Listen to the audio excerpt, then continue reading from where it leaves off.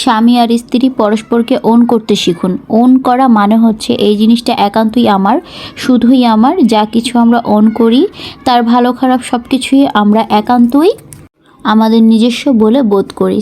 So hello everyone, আসসালামু আলাইকুম। কেমন আছেন সবাই? আশা করি সবাই ভালো আছেন। নতুন আরও একটি ব্লগ নিয়ে আপনাদের মাঝে হাজির হলাম। তো আজকে সন্ধ্যাবেলা আমি আমার একটু কাজিনের বাসায় যাব, এই তো চলে আসলাম। তো এখানে এসে তো সে তো এই দোলনাটা দেখে সে তো অনেক হ্যাপি হয়ে গেছে। দেখেন কেমন দুষ্টামি করছে দোলনা পেয়ে। এরপর আমার এই তো কাজিনের কাণ্ড কারখানা দেখেন, সে এখানে আসলেই এইটা ওটা খাবার দিতেই থাকে। চা, পাউরুটি, বিস্কিট দিল, আবার এখানে আবার একটু লাটকা খিচুড়ি দিয়েছে। এই তো সন্ধ্যার নাস্তা খেয়ে চলে আসলাম। তারপর এই তো বাসায় এসে তো রান্না করতে হবে রাতে, তার জন্য ভাবলাম শর্টকাটে কিছু রান্না করে নেওয়া যাক। এদিকে আবার আলিশবার পাপা বলতেছে সে নাকি আজকে রান্না বান্না করবে। দেখেন তার কাণ্ড কারখানা। এখানে আবার টমেটো কেটে ফেলেছে, বেগুন কেটেছে, তো এগুলাকে এখন সুন্দর মতো ধুয়ে নিল।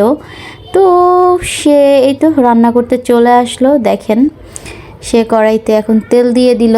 তো আজকে ডিম ভুনা করবে, তার জন্য সে এই তো তেল দিয়ে দিল। এরপর এই তো পেঁয়াজ টমেটো এগুলো ভেজে নিচ্ছে ডিম ভুনা করার জন্য। এদিকে আবার আমি ডিমগুলোকে সুন্দরভাবে ছিলে নিচ্ছি, আমিও সাথে হেল্প করছি।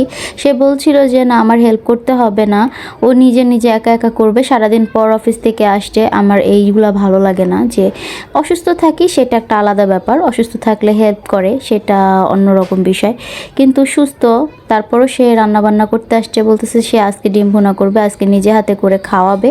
থাক ভাবলাম অফিস থেকে আসছে কষ্ট করাবো না, দুজনেই হাতে হাতে হেল্প হয়ে যাবে আর কি, রান্নাও হয়ে যাবে, আর তেমন কোনো ই না।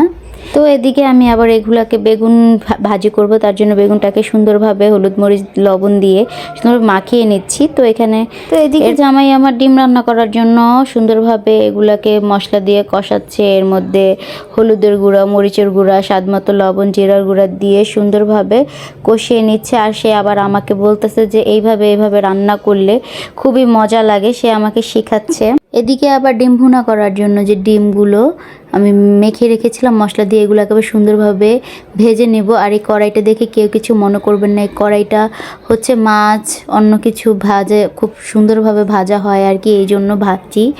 এরপরে তো এত বড় কড়াই আর তার মধ্যে 2টা ডিম কেমন দেখায় বলেন তো নাড়াচাড়া করতে। পরে এটা আবার চেঞ্জ করা হয়েছে আর কি, তো মাথায় এটা আসে নাই যে 2টা মাত্র ডিম এত বড় কড়াইতে। তারপর পরে মনে উঠছে, তারপর চেঞ্জ করছে আর কি। ডিম ভুনা শেষ করে এখন জামাই আমার বেগুন ভাজতেছে। তো দেখেন বেগুনগুলো একটা করে দিয়ে দিছে। তো এই বেগুনগুলোকে এখন ভাজতে থাকবে। সে কিন্তু বেগুন ভাজার সময় 1 মিনিটও ঘরে যায় না, সে দাঁড়ায় বেগুনগুলো ভাজতেছিল। দেখেন বেগুন ভাজাগুলো কত সুন্দর হয়েছে। এরপরে তো খাওয়া দাওয়ার টাইম, আমি সাজিয়ে গুছিয়ে নিয়েছি। এদিকে মেয়ে তো আমার বসে পড়ছে। আবার দেখেন এই তো আমার সাজানো গুছিয়ে নিয়েছি। মেয়ে তো দেখে এখন একা ভাত বেড়ে নিচ্ছে। সে এখন সব কাজই একা ট্রাই করে করবার। যাই হোক আমি তাকে এগুলো করতে বাধা দেই না। এই তো এখন খেতে বসে পড়লাম। ট্রাস্ট মি বেগুন ভাজাটা কিন্তু অনেক মজার ছিল এবং সাথে ডিম ভুনাটাও অনেক মজার ছিল। না জামাই আমার সেরা রাঁধুনি, তার রান্না আগের থেকে ভালো আমি জানতাম। যাই হোক, আর আজকের ব্লগটি আপনাদের কাছে কেমন লাগলো অবশ্যই কমেন্ট করে জানাবেন। আর কার হাজব্যান্ড আছে এরকম রান্না করতে পারে এটাও জানাবেন। আজকের ব্লগটি এই পর্যন্ত, ভালো লাগলে লাইক কমেন্ট শেয়ার করে দিবেন। আল্লাহ হাফেজ।